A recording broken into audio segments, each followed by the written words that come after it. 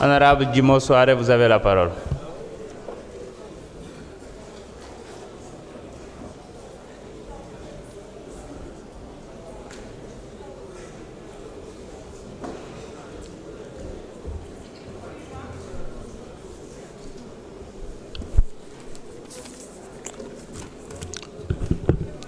Monsieur le Président de l'Assemblée nationale, Messieurs les ministres, mes chers collègues, Mesdames, Messieurs, Assalamu alaikum wa rahmatullah.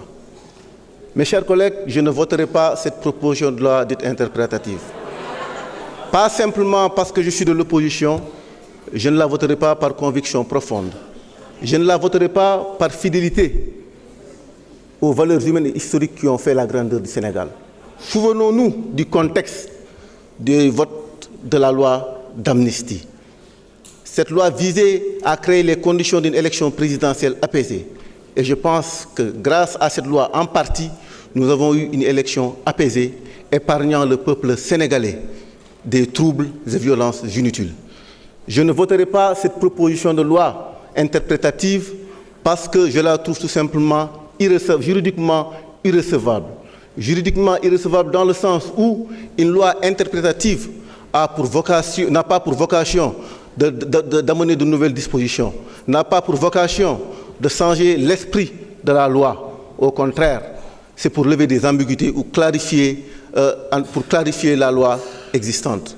Mais la loi d'amnistie, votée ici au mois de mars 2024, ne souffre d'aucune équivoque, ne souffre d'aucune ambiguïté. On peut choisir de la maintenir, on peut choisir de l'abroger, mais on ne peut pas la contourner comme vous voulez le faire. Je ne voterai pas cette proposition de loi parce qu'elle révèle tout simplement une justice sélective et partiale. Et en ce sens-là, elle est dangereuse tout simplement parce qu'elle compromet l'égalité des citoyens devant la loi.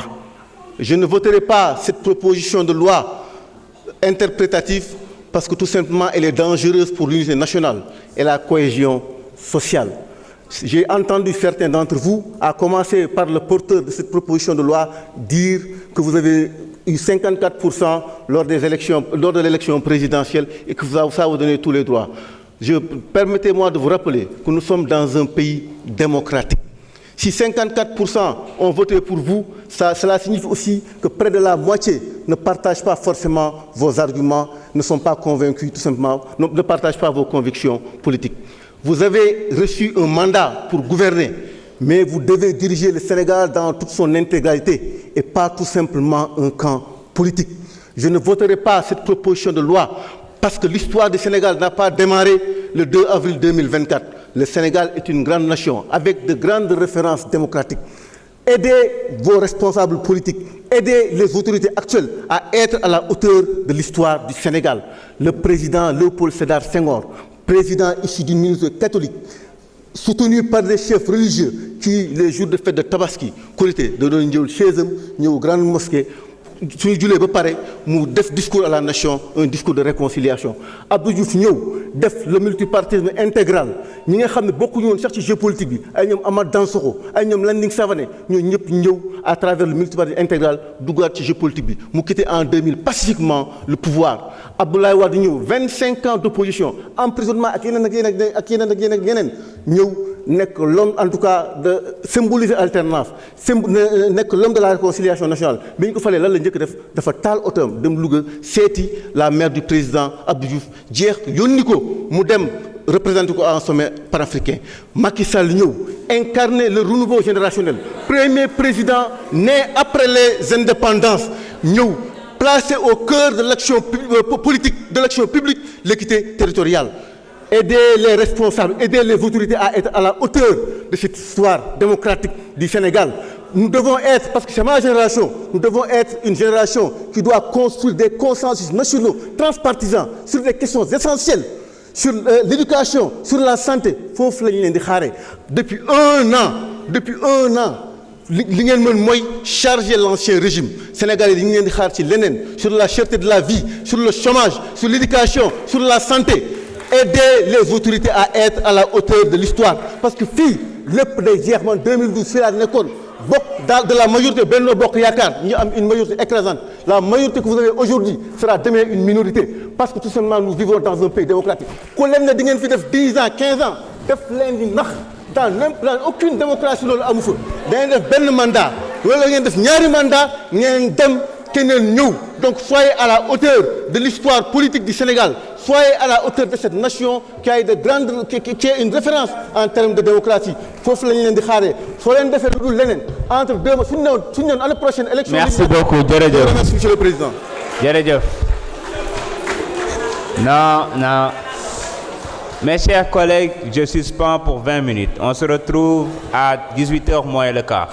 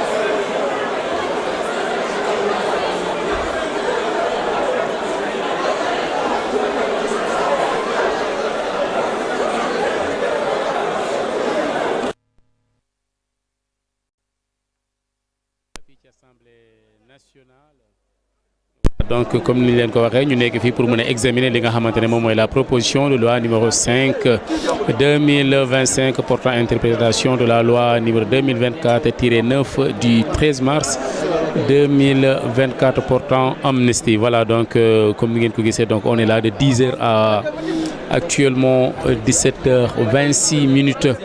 La liste des orateurs daanaka plus de la moitié jàll na lii mooy deuxième suspension bi donc pour 20 minutes voilà ki mujjee jël kàddu noonu wax nag discours bu am solo muy Djimo Souare bokk nag ci groupe parlementaire takku wàllu Sénégal daal di interpeller vivement députés yi nga xamante ne ñoom ñoo fare donc ci groupe parlementaire majoritaire ñu gën ko xam ci groupe parlementaire Pastef les Patriotes avec 130 députés téeméeri députés ak fanweer yi nga xamante ne moom la ñu am ne leen donc aider les autorités à être à la hauteur loolu la Djimo Souare wax donc mu di discours bu am solo rappelé donc histoire réew mi donc le Sénégal donc c'est un état un grand pays donc démocratique dalee ko donc ci Léopold Sédar Senghor bi nga xamante ne daanaka ay catholique sax nag dañ ko doon jàppale ci exercice am lim na également moom Djimo Souare ki nga xamante ne moom mooy Abdou Diouf ak li nga xamante ne noonu la quitté réew mi donc par la voie pacifique ki nga xamante ne moom moo ko gagné woon ca l'an 2000 incarné donc la première alternance donc de ce pays-là Abdou Diouf nu mu tuddee Abdoulaye Wade daal di dem fa nga xamante ne moom mooy dëkk ñoom Abdou Diouf daal di ko seeti yaay ji jóge fa également collaborer ak moom mais ki nga xamante ne également moom mooy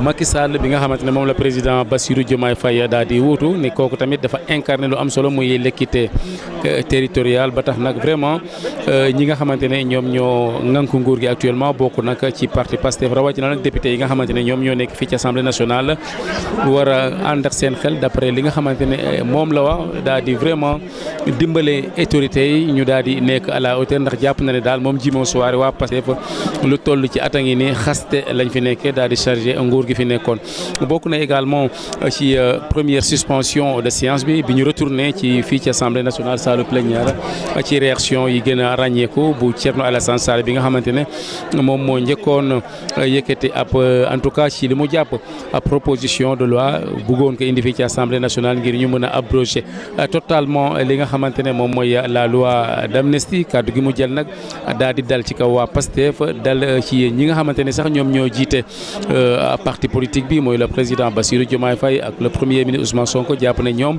dañu rek daal di négocier li nga xamante ne moom mooy amnistie bi ba tax nag lii ñuy def tey di wërwërloo li koy li na ci ginnaaw mooy nag vraiment bëgguñu nag daal di dem ci li nga xamante ne moom mooy abrogation totale loi d'amnistie